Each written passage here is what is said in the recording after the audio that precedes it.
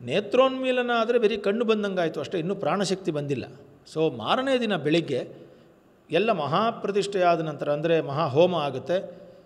ಏನು ಪ್ರತಿಷ್ಠಾ ಹೋಮ ಅಂತ ಕರಿತೀವಿ. ಪ್ರತಿಷ್ಠಾ ಮಂತ್ರಗಳಿಂದ ಹೋಮವಾದ ನಂತರ ಅದನ್ನು ಸಂಪಾತಾಜ್ಯ ಅಂತ ಕರಿತೀವಿ. ಆ ಹೋಮದ ಪೂರ್ಣವಾದಂತಹ ಆಜ್ಯ ಅಂದರೆ ಆ ತುಪ್ಪವನ್ನು ತೆಗೆದುಕೊಂಡು ಬಂದು ಈ ದೇವರಿಗೆ ಪೂರ್ಣವಾಗಿ ಸವರಿ ಆ ಪ್ರಾಣಶಕ್ತಿಯನ್ನು ಇದರಲ್ಲಿ ತೊಗೊಂಬರ್ತಾರೆ. ಕರೆಕ್ಟಾಗಿ 12:28 ಸರಿಯಾಗಿ ಸಂಜೀವಿನಿ ಮುಹೂರ್ತ ಅಂತ ಪ್ರಾಪ್ತವಾಗುತ್ತೆ.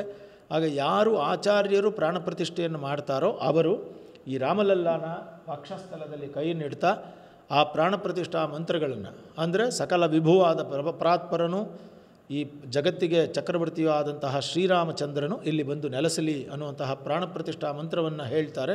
ಆಗ ಪ್ರಾಣ ಪ್ರತಿಷ್ಠಾ ಸಂಪನ್ನವಾಗ್ತದೆ, ದೇವರ ಶಕ್ತಿ ಆವಾಹನೆ ಆಗುತ್ತೆ. ಅದಾದ ನಂತರ ಸನ್ಮಾನ್ಯ ಪ್ರಧಾನಮಂತ್ರಿಗಳು ಶ್ರೀ ಮೋದಿಜಿಯವರು ಅದರ ಕಣ್ಣಿಗೆ ಕಟ್ಟಿರುವಂತಹ ಇದನ್ನು ಬಿಚ್ಚುತ್ತಾರೆ. ಅದಾದ ನಂತರ ನೆಕ್ಸ್ಟು ದೇವರಿಗೆ ಶೃಂಗಾರ, ಅಭಿಷೇಕ.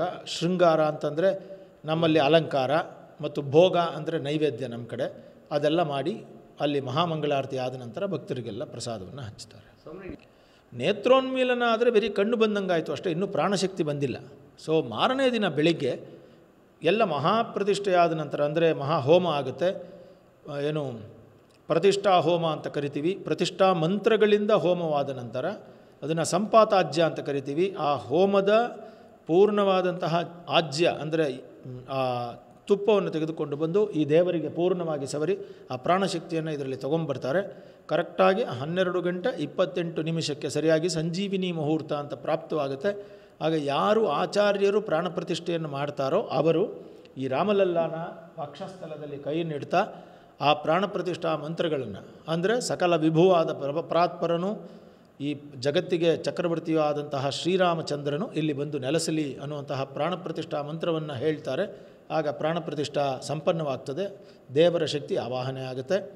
ಅದಾದ ನಂತರ ಸನ್ಮಾನ್ಯ ಪ್ರಧಾನಮಂತ್ರಿಗಳು ಶ್ರೀ ಮೋದಿಜಿಯವರು ಅದರ ಕಣ್ಣಿಗೆ ಕಟ್ಟಿರುವಂತಹ ಇದನ್ನು ಬಿಚ್ಚುತ್ತಾರೆ. ಅದಾದ ನಂತರ ನೆಕ್ಸ್ಟು ದೇವರಿಗೆ ಶೃಂಗಾರ, ಅಭಿಷೇಕ. ಶೃಂಗಾರ ಅಂತಂದರೆ ನಮ್ಮಲ್ಲಿ ಅಲಂಕಾರ, ಮತ್ತು ಭೋಗ ಅಂದರೆ ನೈವೇದ್ಯ ನಮ್ಮ ಕಡೆ, ಅದೆಲ್ಲ ಮಾಡಿ ಅಲ್ಲಿ ಮಹಾಮಂಗಳಾರತಿ ಆದ ನಂತರ ಭಕ್ತರಿಗೆಲ್ಲ ಪ್ರಸಾದವನ್ನು ಹಂಚ್ತಾರೆ.